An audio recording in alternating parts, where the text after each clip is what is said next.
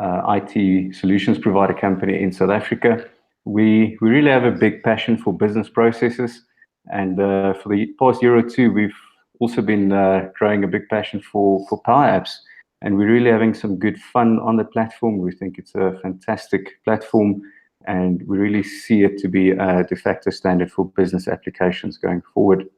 So we read one or two articles that is of the opinion that a weakness of PowerApps is that it's not suitable for business applications that require significant business processes or logic.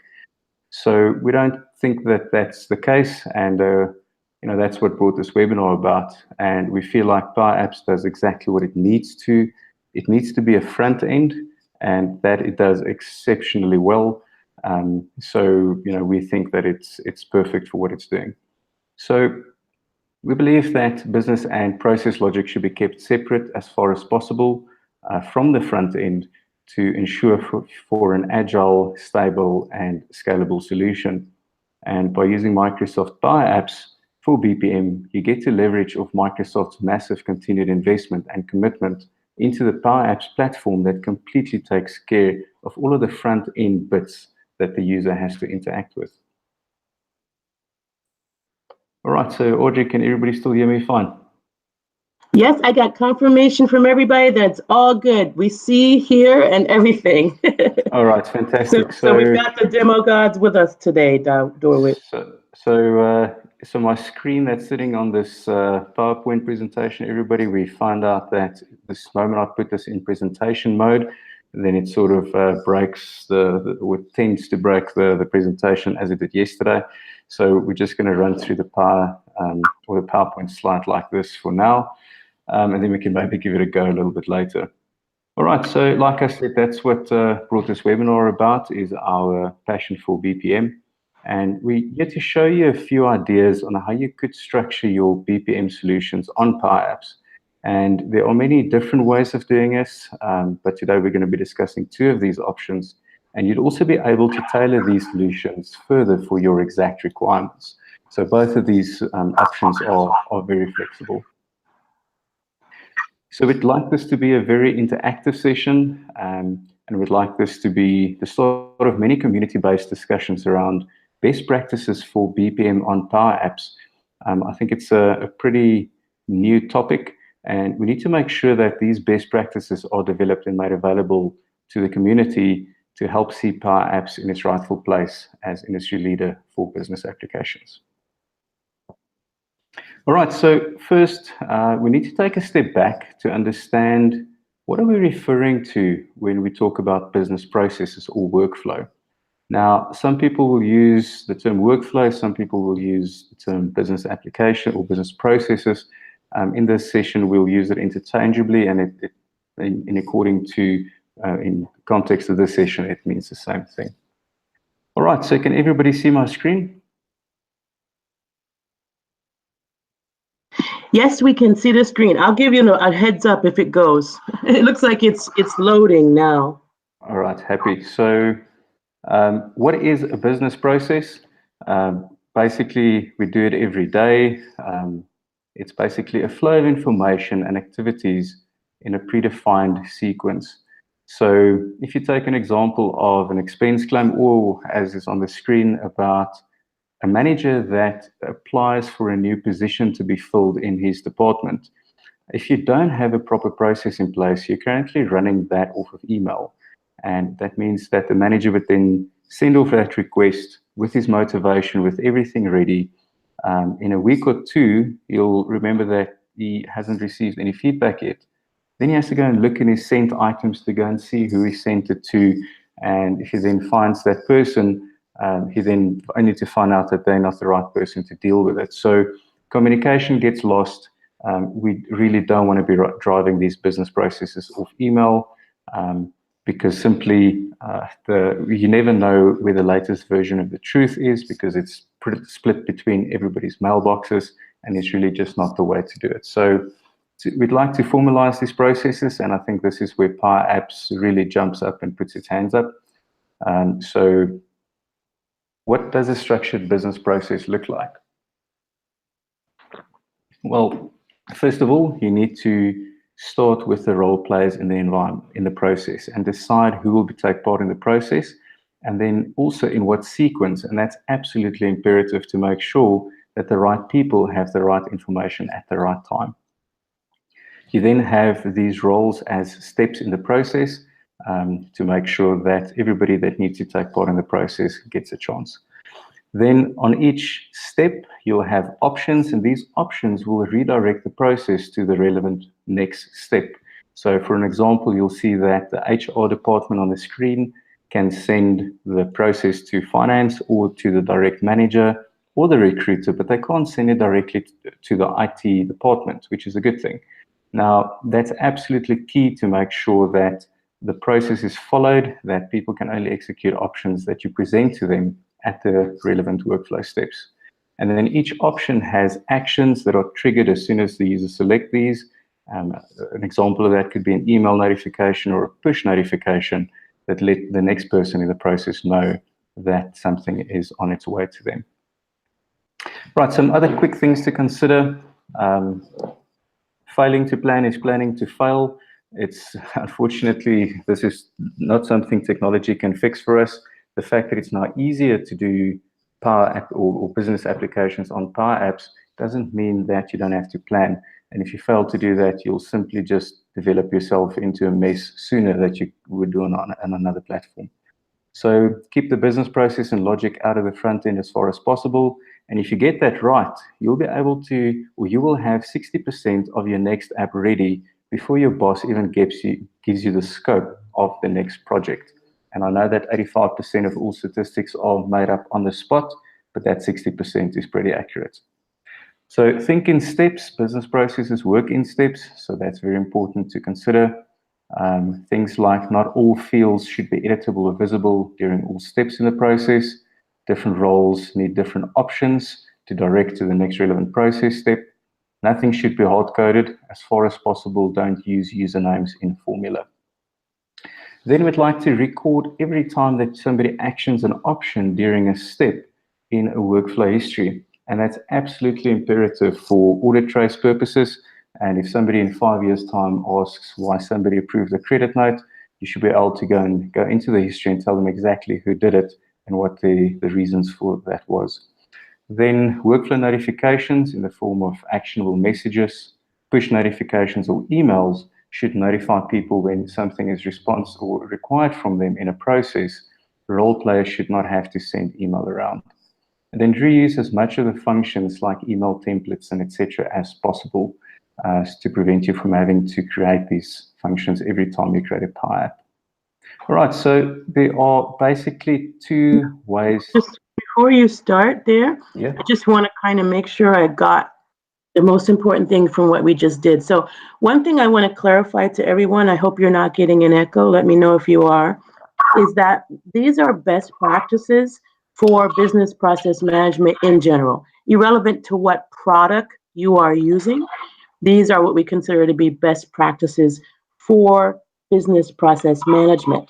Now, as we leverage the business application platform, we'll have different ways of doing these things, but these are kind of like the person who's responsible for managing the process and or building the app wants to always keep these thoughts in mind. And if I were to pull 3 out of this slide, I would pull out the first one is definitely the most important one because you need to plan. So sometimes as app makers, we get involved in building a beautiful app, but we forget the business scenario behind that app. We need to always keep that business scenario in front of us. What policies does a business have that we need to respect? What data validation do we need to do to avoid having problems? And another one that I would pull out of this list is don't hard code fields. And so this is a standard best practice in form design and workflow design as well, because when we hard code things, we limit them to that one specific scenario. We want to have our forms and workflow as dynamic as possible. And there are times that we break this rule, but for the most part, it is the best practice. And then the last thing that I really love in this best practice list is the last one, which is reuse. And I would just end that sentence there. Reuse. Whenever you can reuse a control, now that PowerApps has copy and paste, you can do that to it. You can do that from window to window. You reuse your flows when you can, build them generically so they connect to something that can drive change. And again, I agree, flow is really great for workflow and reusing things for workflow. So I just wanted to point out those things. I think this is excellent. And as we look at your app, we'll get to see how you've done this. You know, and you'll kind of give us tips on how we can do this using specifically PowerApps and Flow. Absolutely. Thank you, Audrey. So there are basically two ways that you can simulate a business process in PowerApps. Or Audrey, like you mentioned, this is not only specific to PowerApps, it's in any platform. So the one is you'll create a multiple screen environment that basically says that each step in the process would basically get their own screen. Now, that works great and it works well until you need to start making changes in the environment. And then it becomes very clunky and challenging. Because if you're going to add a field to a form, you're going to add that 20 times for a 20-step business process. So it's clunky. It takes a long time to create.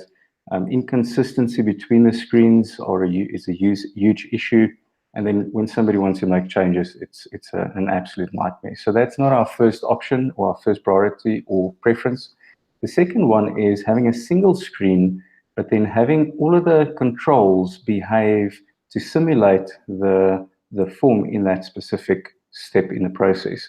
And usually you end up with quite complex formulas, and I'll show you exactly what I mean by that now. All right, so demo time. I want to quickly take you through, I missed the last slide. All right, so that's Captain Jack Sparrow being confused.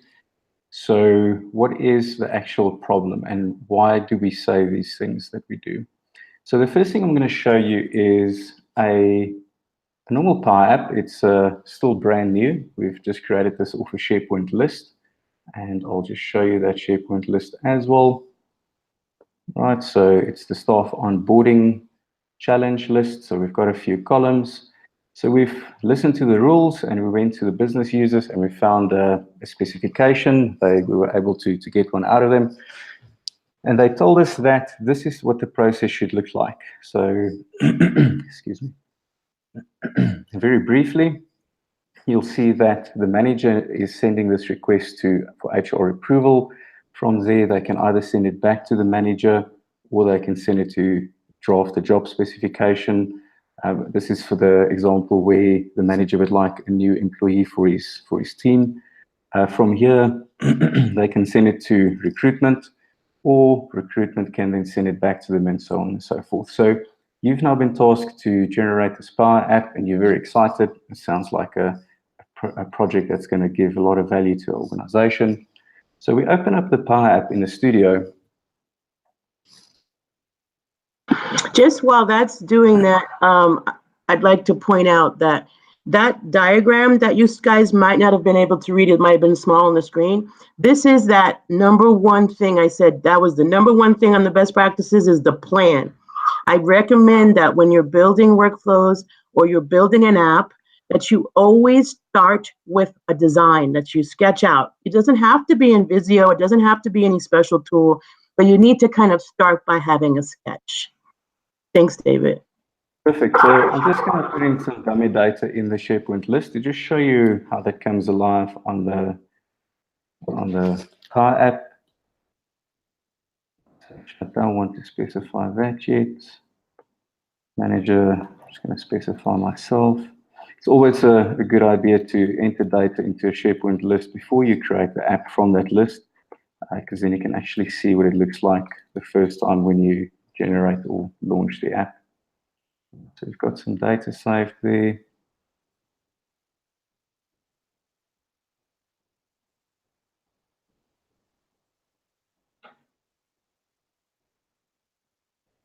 And this is a tip that I give everyone building apps. When you're using SharePoint as a data source, be sure to put at least one item in your list. Otherwise, when you open your app, it'll look blank, and that can throw you because you can't see where things are sitting. So I'll just put any dummy data in there, just maybe one or two things so I can test my app. I might use different people, for instance, so that I can check my filters. So think of putting dummy data in a list when you're building your app, as David is demonstrating here. Yeah, absolutely. So I'm getting an attachment error, but we'll just move on swiftly. So essentially, you now want to go and customize this form for the process. And like we mentioned earlier, there are about 10 steps in the business process. So if we just start off with the fields at the top, the job title is important. We'd like that for the manager who's now submitting this request.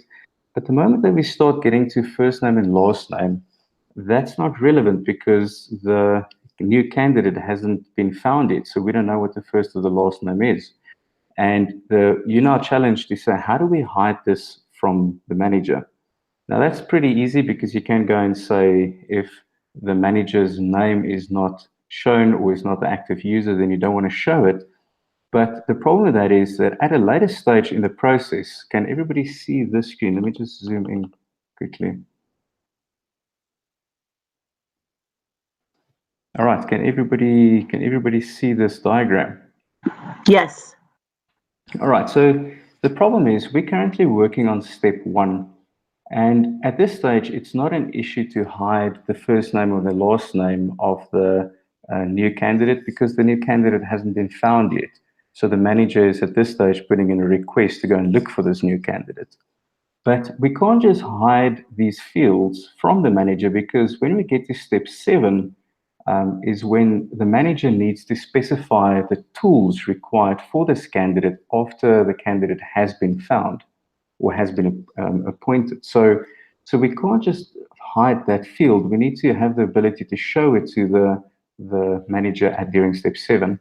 Now, that opens a whole lot of challenges because now you need to somehow give this form state into the process.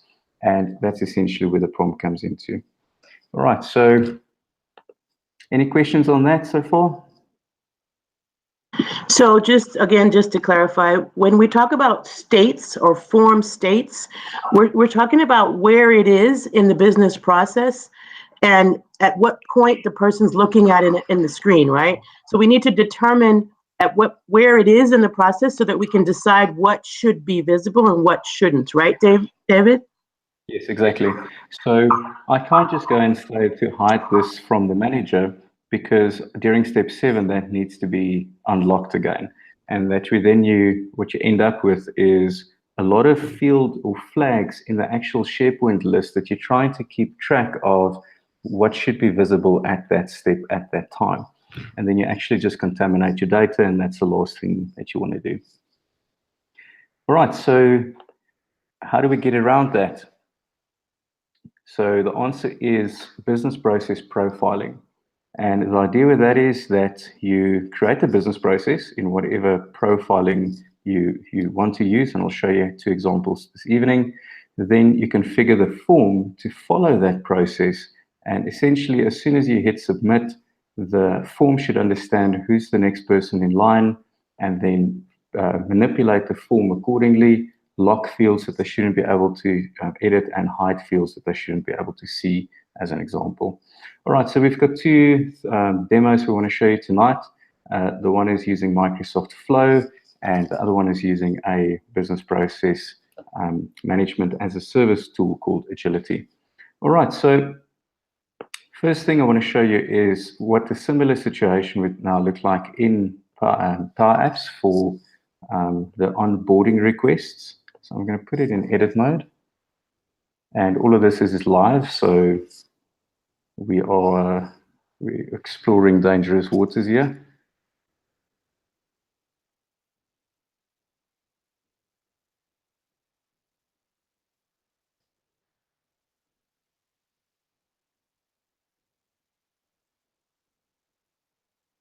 All right, so the Power App is busy loading.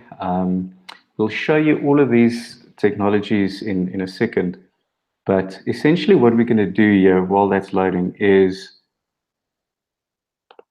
just going to quickly take you through what we're doing on Flow. We're going to create a JSON object in Flow that tells Power Apps how to behave, and we're then going to tell all of the controls on the form how to listen to that JSON object. Now, if you don't understand what JSON is, don't worry about it for now. We'll show it to you in a few. We then create radio buttons or drop downs to basically give the users the relevant options during the necessary workflow steps. And then we create a submit button to write the history table that could write that into a SharePoint list or into SQL, and then Flow does the rest of the hard work. And this is what this actually looks like in practice. All right, so there's a Power App. This is a Canvas app, and this was not generated from a list, as you can see. So from here, as the manager, we'll go into the application and we'll tell the system that we'd like to generate a new staff onboarding request. So these fields, nothing special here from a Power App perspective. It's pretty standard stuff. It's going to ask me for a job title. So we're looking for a pilot for whatever reason.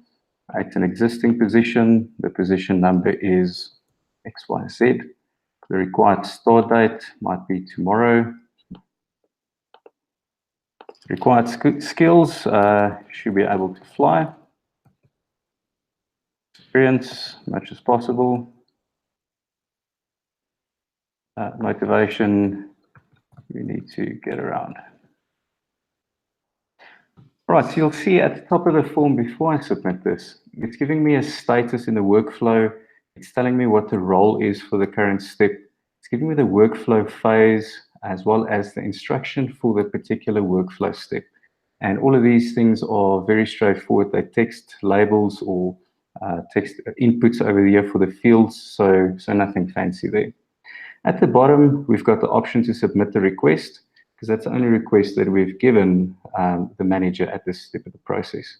So if we go and click on the submit button, you'll see that it's thanking us for the submission, and it's giving me a reference number for the submission as well. So in here, if I click on the home button, it takes me back to the welcome screen. And if I refresh this page, it's gone and have a look, and it saw that Mike Kent is the person responsible for HR approvals in our organization. So if I open up Mike's email, there should be an email that came through to him. If I open this up, you'll see that this is an HTML mail, and it basically explains the entire process to Mike. So it tells him that the request has been submitted to him from the submit request option during the new staff request workflow step. And then it says, please review the request to fill a position. And then it gives you information about the process, as well as a link that will take him directly into the Power App and launch the relevant record in the Power App itself. All right, so this has been assigned to Mike, but I can also edit it because I'm Mike's manager in Office 365. So if I click on the edit button, you'll see it takes a second longer because it actually goes and checks and sees who's his manager, and it sees that I am, so it allows me to edit it on his behalf. So that's very useful for when employees are not in the office and you need to progress the workflow. Somebody's manager can always action something on their behalf. Any questions at this stage, Audrey? No questions yet. We're doing good.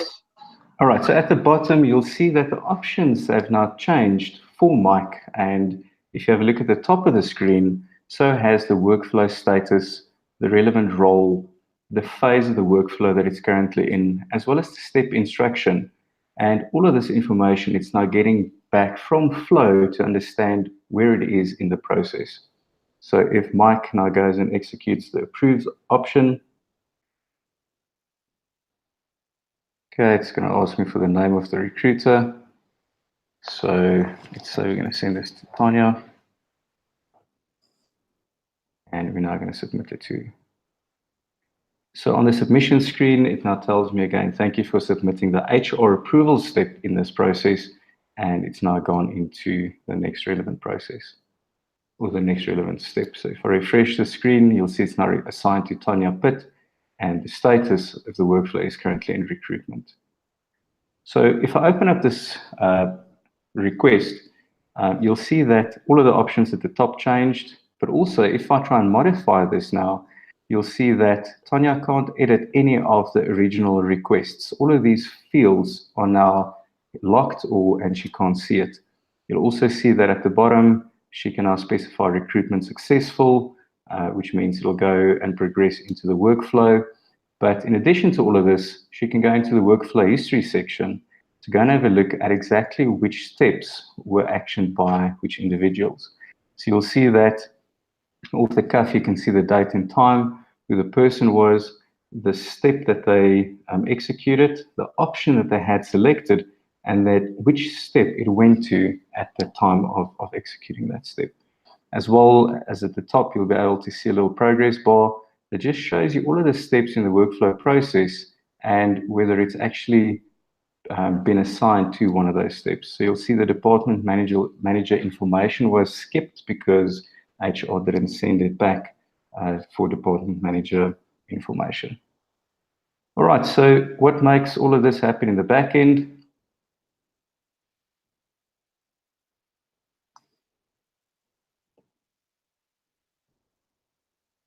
Right, the first thing and probably the most important thing on this is the Microsoft Flow JSON object, as well as then the flow that's used to execute the BPM.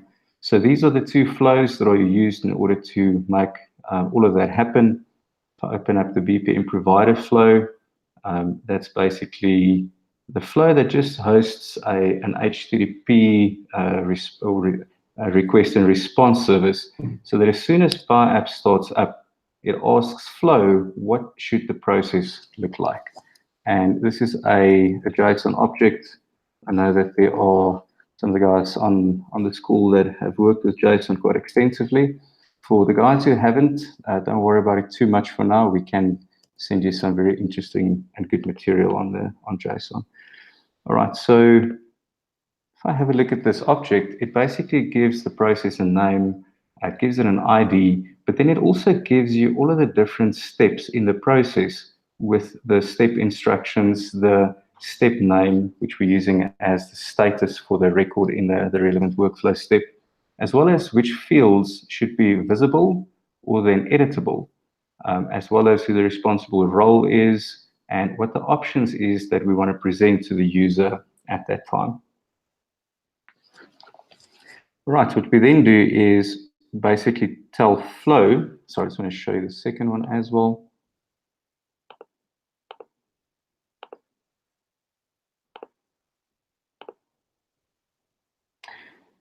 So the second Microsoft Flow is just an execution agent, and that basically runs, I'm just going to collapse all of this. And that basically runs when anything is submitted into the SharePoint history list, then the Flow actions it. It'll run through the various data sources, so it'll connect to the same JSON provider I showed you earlier. It'll go and read that JSON to understand what is this process looking like that we're currently working with. So none of those things are hard-coded into the submission flow, so you can easily use the same flow for submission on different workflow processes. So if you have an expense claim process, you can use the exact same flow in order to manage the submission process. Right, then that'll do things like it'll go and process what is the step and the option that you've selected, and then based on that, it'll go and tell the system what the next step should be. Now, in this example, it's a very simple step 2. You don't need to give it any more information. The rest of the flow will do the rest of the work.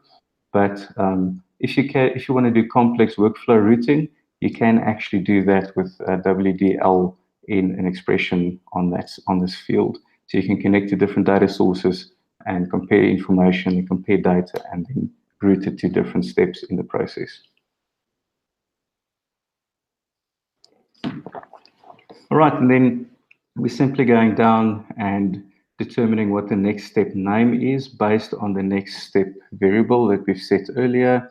We'll go and read that JSON file to understand what is the name of step 2, what is the status, what is the instructions that it should present to the user, and then ultimately it'll update the workflow history with all of that information and generate the email that we saw earlier. There's only one email for this profile, and it is generic enough so that you don't have to create multiple email templates. You can do it once, and then all of your systems will use the same template.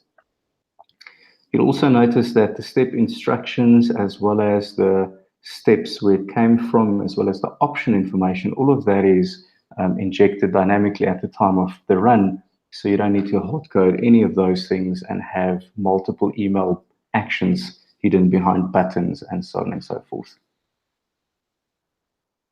All right, any questions on the flow so far?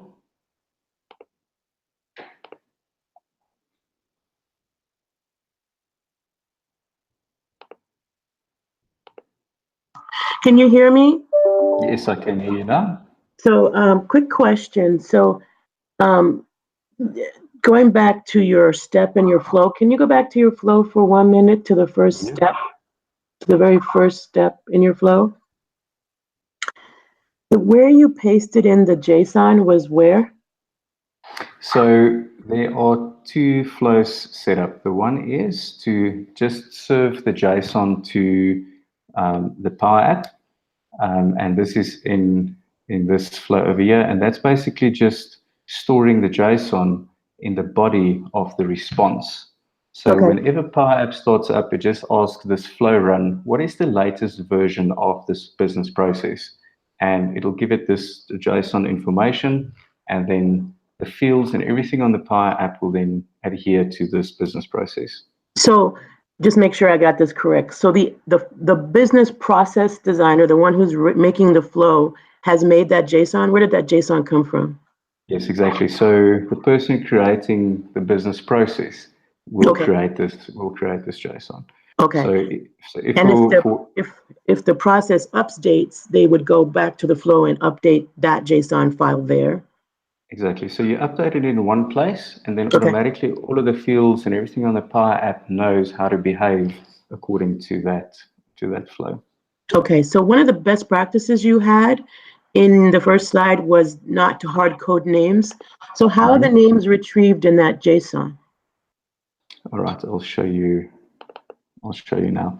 So what's happening is in the actual execution flow run, when we tell during the select or the switch statement, we're saying that during the human resources step, sorry, it's the correct one. We're telling the flow to use, if the person submits the request, to simply go to step 2, which is defined in the JSON profile. So you could do complex logic there, but then you only do it on where it should go from there if you have complex business rules in order to determine what the next step should be. But then we've got the section where we're basically doing a switch on the human resources and the recruiters and the different roles. And there you can go and create functions to go and query other data sources. So you can go and say, extract the Office 365 user connectors and find the person who's got the job title of IT manager. And that could then automatically populate that variable. And then that is used when we populate the rest of the flow run. Okay, so in the JSON, there's a reference to those Azure functions, or because I don't see any connectors to Office 365, so I'm just wondering where the names are coming from. So here you'll see that in the JSON, we refer to the roles. Okay. So we'll simply go and say that, go and find the role, and then you write the complex, if you have complex logic to determine that role, you can write that directly into the flow over here. Okay, and so the names are never typed in JSON, they're looked up. Okay. Yes, good exactly. point. Yep. Right. Okay. So now, usually the next question is, how do we tell Power Apps to behave so that it can actually manipulate the form depending on which process step it's in? So we've created this spreadsheet where you can type in the data source field name. It'll suggest the label name for you to use, as well as the input field or control to use. And it'll then automatically give you the formulas to use in the visible, display mode, default, and patch properties for the controls. And that'll basically tell the Power App how to behave. So if we go into the Power App design and I have a look at the job title field, you'll see that if we go to visible, it goes and looks at local collections that was created at the time of starting the app from that JSON object and says, go and look if you can find the title object name in visible fields, or if you can find the title object name in the editable fields control. And it really is as simple as that. Exactly the same for your display mode. If we go into display mode over here, this will tell the field whether it, or the control, whether it should be editable or just viewable, based on the collection again, to go and look for the title in the editable fields column in the current step collection. So I'm going to have a look at these collections. So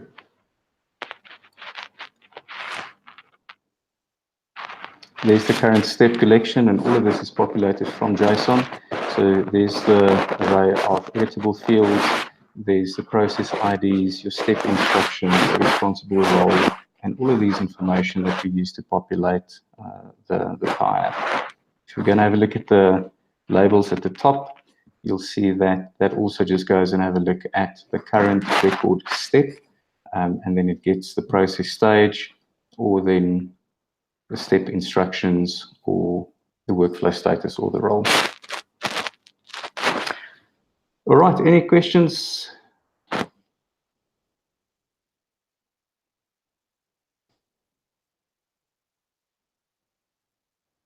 Audrey, can you hear me? Yes, I can hear you. No questions yet. I did let everybody know they can post them right there in the chat. So post your questions in the chat if you have some. All right, so that basically shows the using Flow for profiling the business process, and how easy it is for the Power App to then follow the process and those instructions. What I want to show you next is how exactly the same application behaves when we now do it in third-party applications. I think it's important to understand that Agility also wasn't developed for Power Apps specifically, but luckily the world is getting flatter, and Power Apps being the awesome platform that it does, you can connect to any web APIs. And what we basically did was to generate a Swagger spec that we got working and getting the information out of Agility in order to teach Power Apps how to behave during the different workflow steps. So in the demo that I'm going to show you now, there's some additional functionality that now becomes available due to the fact that we have a lot more live interaction with Agility, instead of just downloading the JSON spec or a JSON profile or any kind of profile at the time that the app launches. So what I want to show you is exactly the same demo. So we're going to create a new request for an employee.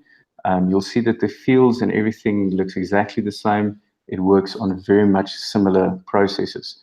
The only difference is when I added a new record now, it already told Agility that I'm creating a new record, and it asked for the rule sets immediately while I hit the button. So if I close this record and I create a new one, you'll see that all of that information it got from Agility real time. And to show that to you, if you have a look at the step instruction, it says, please submit the relevant detail about the new employee. If we go into Agility and we go into the BPM module and open up the new employee onboarding, we can go to the first step of the process and change the step instruction. So please submit the relevant detail about the new employee. Now, we save that process and just go back into PowerApps. We don't even need to restart. Can you hear me? Excuse me. I'm sorry. So your screen has gone black. We've gone back to seeing me only, and it looks like you changed applications. So we need to understand where did you go, and tell us the reason for that. But right now, there's nothing showing on the screen, so I'm a little worried. All right, so let's give it a few seconds. It might still be updating.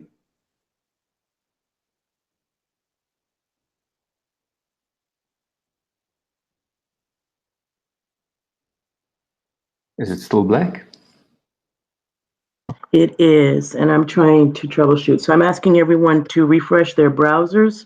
For instance, if they're getting the button, they see me, because that's what I think they see. Hold on one second. I'm going to be right back. Cool.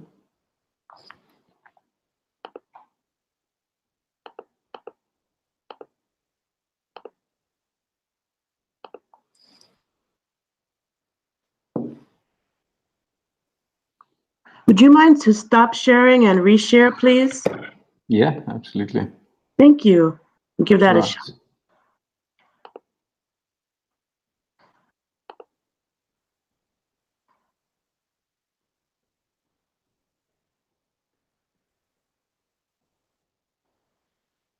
Can you see my screen now?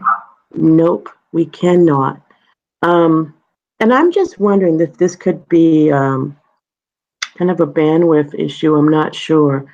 I'm going to ask you to try and rejoin the Hangout and see if that helps. Okay. Let's... Guys, for the little delay in the screen share. Seems like we hit another snag today. What I'll do to make this video a little bit easier to assimilate is I will cut out this space if we can get Dawid back in. I think he's really powerful points here. As I mentioned earlier, the planning, I think, is point number one. Anybody in business process management is planning before they begin building an app or a flow. The second thing I'm just blown away with here is the fact that he's able to leverage JSON for the data. And I think this opens up a whole new set of new doors for professional developers to implement JSON in their data. So great opportunities here, guys. And I'm going to start running my brain and see if we can create some other examples of this in other scenarios, because this is outstanding, really good content. So just before he left, he had changed screen and we saw something called agility. So we're going to kind of pause in our discussion to kind of understand what that is and why he bounced into that UI during the session. So let's see if we've got him back. Can you hear me? I can hear you. Yay. So let's see if we can see you. So just give us 10 seconds or so just to check the screen share.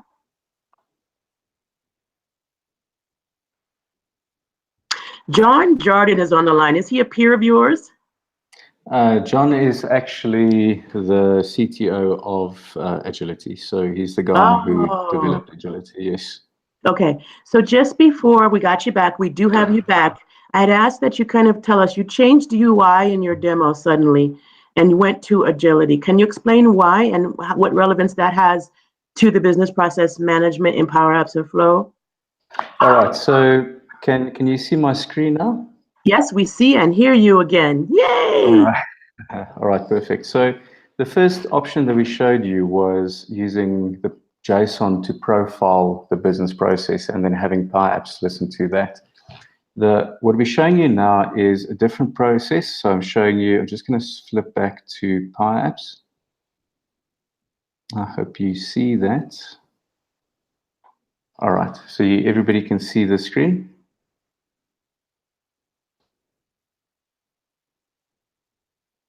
So basically what this is doing is... Yeah, just give us about 10 more seconds.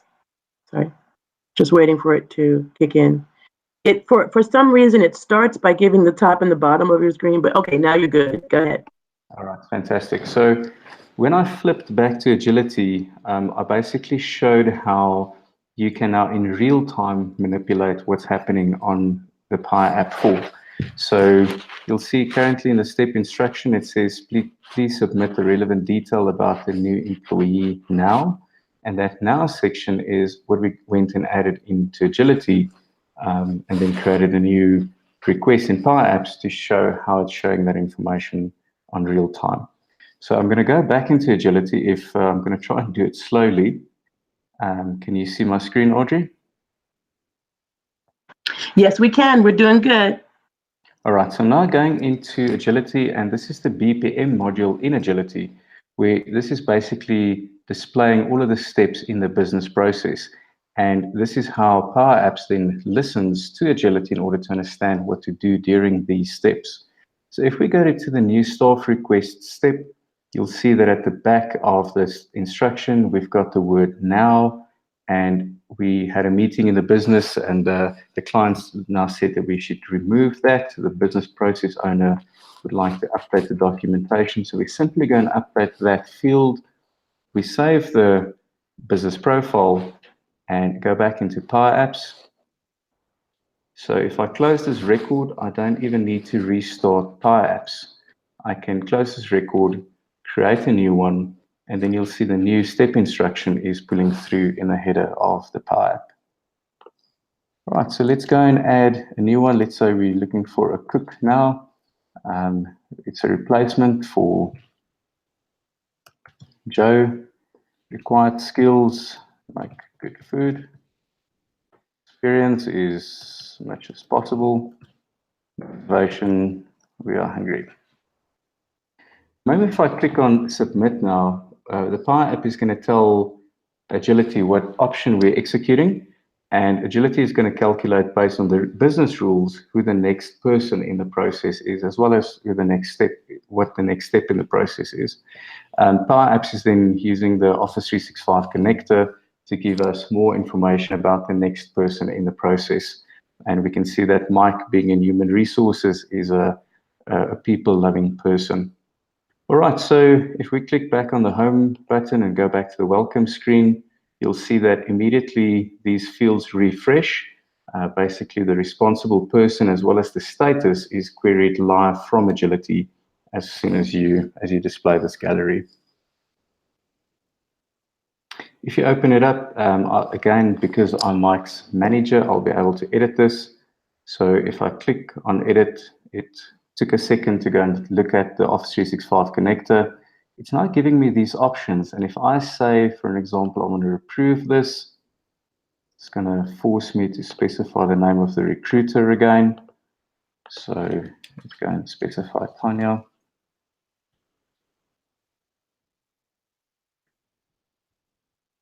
And if we submit this again, it does the same. So Tanya is our recruitment specialist, and you can see she goes through great lengths to go and look for employees for us. All right, so this is now currently with the recruitment phase. If Tanya, for whatever reason, would like to send this back to human resources, you'll see that currently she doesn't have an option to do so. She only has an option to say the recruitment is successful.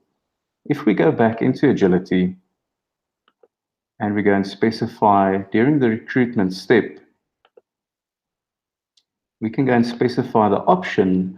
You'll see there's only one option listed at the moment that says recruitment successful. So we can basically go and add another option to go and say send or request info from HR. So sends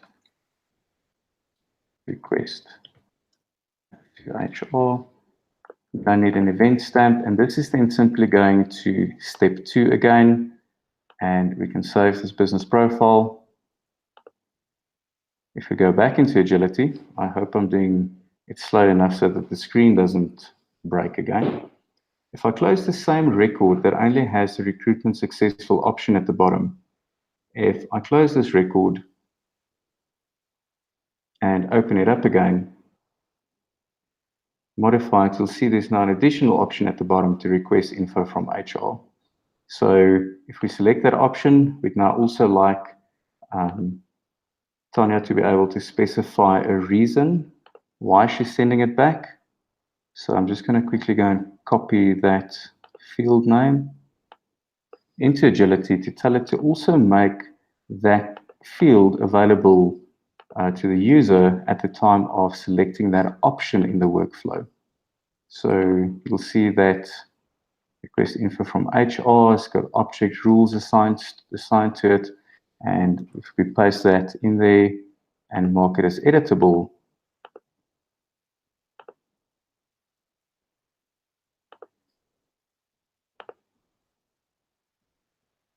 if we go in now as Tanya again, go and modify this request info from HR, and you'll see now the system is asking us for comments to add to the step.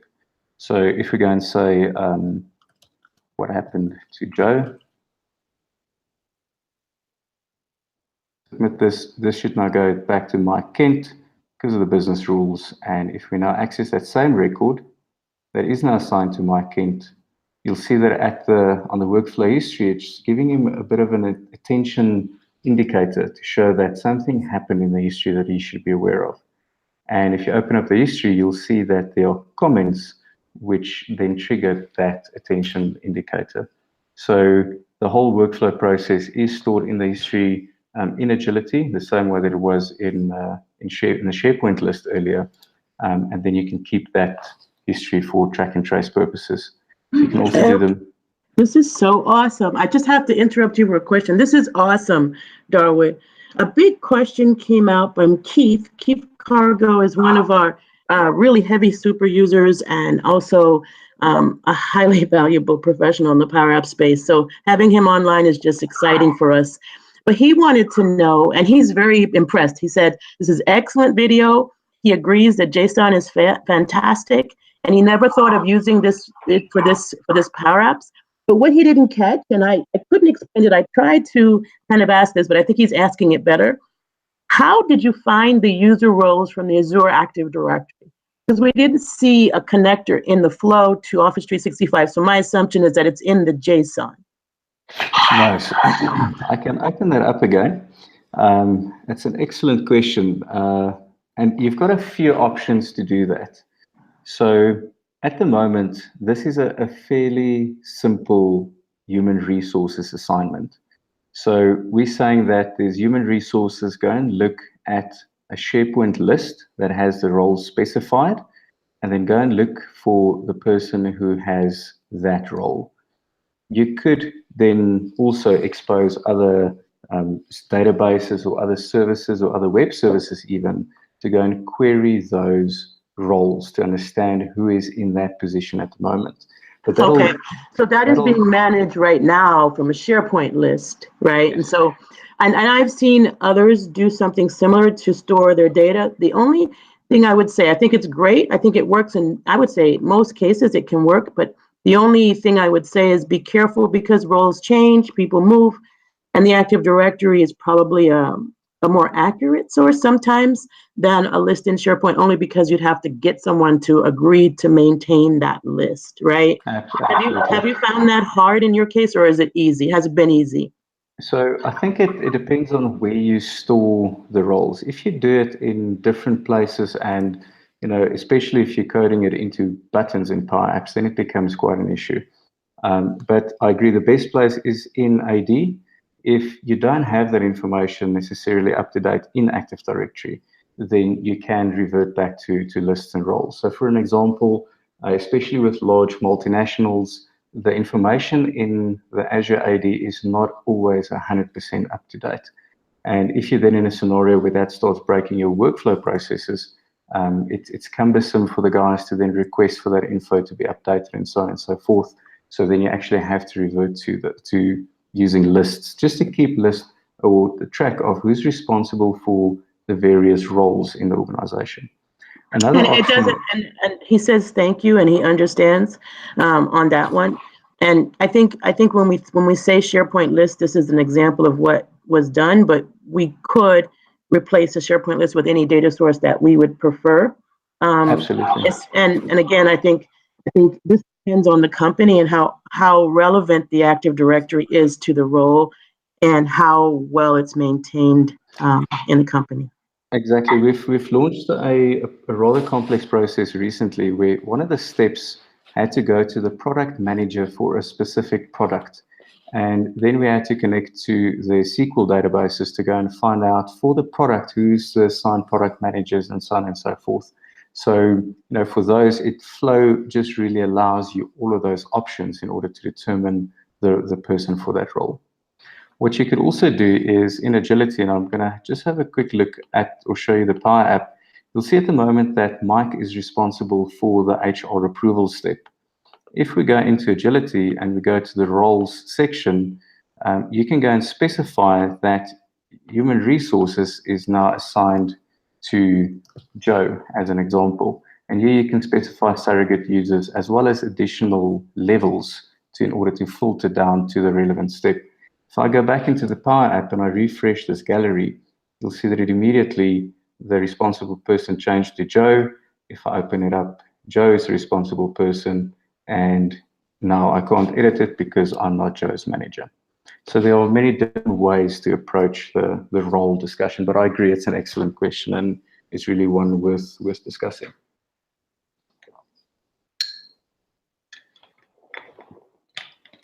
Any other questions, Audrey? No, and Keith was very happy with that answer. All right, fantastic. Yeah. Jordan mentioned Microsoft Graph, but in this case, we aren't leveraging Microsoft Graph, but that is the part of the Office 365 users we were talking about earlier, John. That it's the, it's that thing that enables us to get not only, profile properties, but also relevant people, using Microsoft Graph. And when you talk about Delve, it goes into relevant documents as well. So thank you, John, for mentioning that as well. And thank you, Dorwit, for explaining that. Perfect. Any other questions? Not yet. All right, fantastic. So we have about 30 seconds left. So we are actually over time at this moment, but I would like you to sum up. And we'll just kind of, I don't know, I probably won't be able to cut this video because we're a little over time. We started 2 minutes early, but that's okay. We can just let you resum, and then we'll do a follow-up video with you in the future.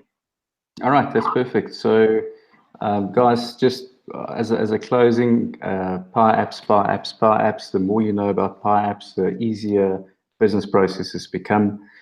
Then we're all working with some guys in the community to get input and these sort of things into this templates that we showed you today on PowerApps.